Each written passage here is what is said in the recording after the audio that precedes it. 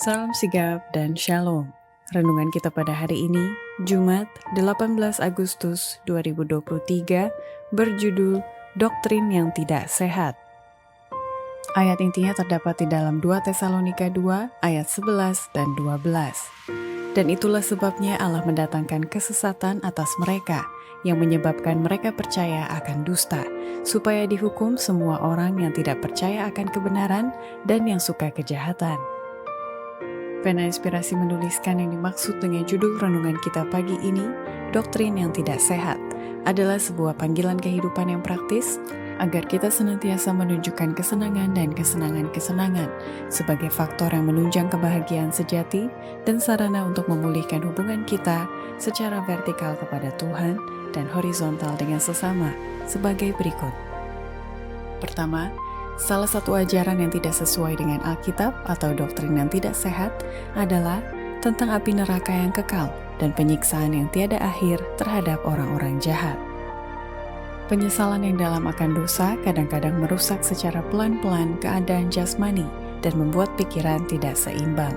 Ada juga doktrin-doktrin yang salah, seperti api neraka yang kekal dan penyiksaan yang tiada akhir terhadap orang-orang jahat, yang oleh pandangan yang berlebih-lebihan dan yang menyimpang tentang tabiat Allah, telah menghasilkan akibat yang sama kepada pikiran yang peka atau sensitif. Kedua, cara menghadapi orang-orang yang berpegang pada teori-teori palsu atau doktrin yang tidak sehat adalah menghindari perdebatan yang tidak menguntungkan, dan makanya berikan saja jawaban kepada orang-orang seperti itu. Jawaban ada tertulis. Kita tidak dipanggil untuk mengadakan perdebatan dengan mereka yang berpegang pada teori-teori palsu. Perdebatan tidak menguntungkan. Kristus tidak pernah mengadakan perdebatan. Ada tertulis adalah senjata yang digunakan oleh penebus dunia itu. Marilah kita mendekatkan diri kepada firman Allah. Marilah kita membiarkan Yesus Kristus dan para juru kabarnya bersaksi. Kita tahu bahwa kesaksian mereka adalah benar. Ketiga, alasan tidak perlu berdebat dengan orang-orang yang berpegang pada teori-teori palsu atau doktrin yang tidak sehat, karena pendekatan positif dengan mengkhotbahkan kebenaran jauh lebih ampuh daripada perdebatan. Jangan pelihara roh perdebatan, hanya sedikit kebaikan yang diperoleh dari pembicaraan yang mencela. Cara paling pasti untuk menghancurkan doktrin palsu ialah dengan mengkhotbahkan kebenaran. Jagalah agar tetap bersifat menyetujui.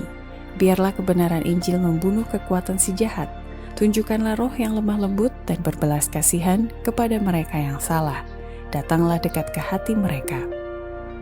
Keempat, tanda-tanda dari orang-orang yang berpegang pada teori-teori palsu atau doktrin yang tidak sehat adalah beranggapan penurutan kepada tuntutan hukum Allah telah bebas atau tidak diperlukan lagi, sehingga berujung menimbulkan pemanjaan hawa nafsu. Doktrin bahwa manusia dibebaskan dari penurutan kepada tuntutan Allah telah melemahkan kekuatan kewajiban moral dan membuka pintu air kejahatan ke dunia ini. Ketidakpatuhan kepada hukum, pemborosan, dan korupsi menyapu kita bagaikan gelombang pasang yang kuat. Dalam keluarga, setan bekerja. Panji-panjinya berkibar, bahkan dalam rumah tangga yang mengaku rumah tangga Kristen. Ada kecemburuan, dugaan-dugaan jahat, kemunafikan, kerenggangan, persaingan, pertengkaran, pengkhianatan kepercayaan kudus, pemanjaan hawa nafsu. Seluruh sistem ajaran dan prinsip keagamaan yang seharusnya membentuk fondasi dan kerangka kehidupan sosial, kelihatannya bagaikan massa yang lemah siap untuk jatuh kepada kehancuran. Demikianlah renungan kita pada hari ini. Kiranya Tuhan memberkati kita semua.